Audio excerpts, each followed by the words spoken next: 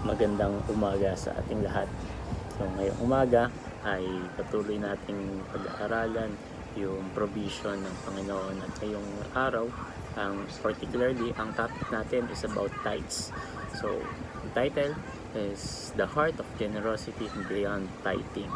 So ang talata na pag-aaralan natin ngayon is Malachi chapter 3 verses 10 to 11. So sabi dito, bring the whole tithe into the storehouse, and that there may be food in my house.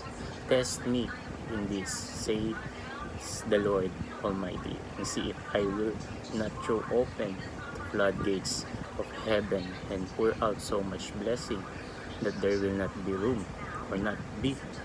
enough to store it.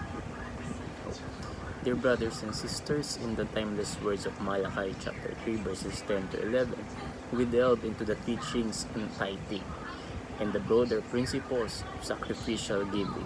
So let us explore the wisdom and applications that this passage offers for our journey of generosity. So, yun nga, ang topic natin ngayon is tithes. So, ano nga ba yung tithes? Diba? What is tithes? So, ang tithes is 1/10, diba? 10% of something. So, para saan to? Ano yung ibig sabihin nito, especially on Bible? So, sabi dito, diba? Tithe simply means a tenth. So, in the Bible, God commands His people to bring 10% of their gross income back to church. So, a tithe is usually 10% of what God has blessed you with back to His kingdom work. So, you can tithe anytime, anywhere, and anyway that makes sense for your life. So, tithe money is given back to the church and helps fund missionary programs, outreach, food pantries, and other things that churches can offer. So, tayo, di ba? Sa tingin nyo, what is the best tithe? Diba? What is the best way to give tithe? Cash or checks? Online giving? Agricultural produce? Or others? Diba? So, the purpose of tithes is, yun nga, diba, you are being blessed by the provisions of God. So, in order to give back, we need to give the 10% of our, kung ano yung natanggap nating provision. For what purposes? The purpose is to help the church, diba?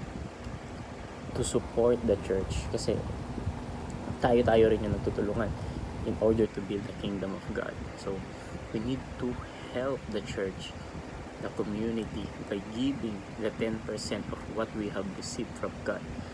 So, ang teachings natin for today is, una, tithing is not a requirement for us today, but it can be our personal commitment.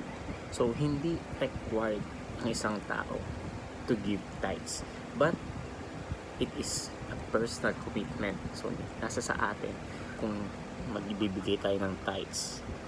And once we do, we need to be committed to it. So while the New Testament does not impose a legalistic requirement for tithing, the principle of giving generously is emphasized.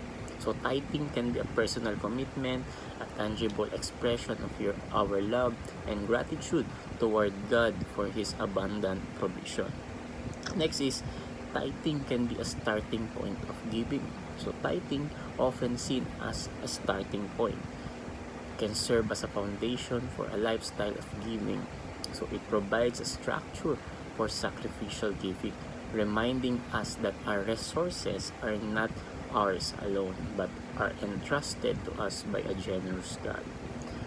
Third, this tithing can be a means of receiving God's blessing. So the promises Malachi is not transactional guarantee, but it highlights the principle that God blesses a generous heart. When we give with sincerity and love, God opens the floodgates of heaven, pouring out blessings beyond our capacity to receive. So, sinasabi dito na once you give, ibabalik yun sa'yo. Pour out yung blessings sa'yo. hindi mo alam kung gaano karami yun. Baka hindi mo na kayanin i-handle yun. So, once you do tithings, you will be blessed abundantly. So, ano yung applications natin? Una, practice sacrificial giving because we love God. So, let your giving flow from a heart that loves God. Embrace sacrificial giving not as a legalistic requirement but as a genuine response to the love and grace you have received. So your generosity becomes a tangible expression of your love for God. Next is use tithe as a starting point of giving. So view your tithe as a foundation for a life of generosity. So as you faithfully give a portion, let it inspire you to explore additional ways to give and serve. So allow the principles of tithing to be a stepping stone toward a broader sacrificial lifestyle of generosity. Third and last is give generously and let God bless you, your source of income. So challenge yourself to give generously, trusting in God's promise to bless you abundantly. So as you sow into the lives of others, watch how God opens doors and pours out blessings, not just in material ways, but in the richness of His presence and favor. So in conclusion, let Malachi chapter 3 verses 10 to 11 guide you in your journey of giving. So may your generosity be a reflection of your love of God. So may you experience the overflowing blessings that come from a heart committed to sacrificial giving.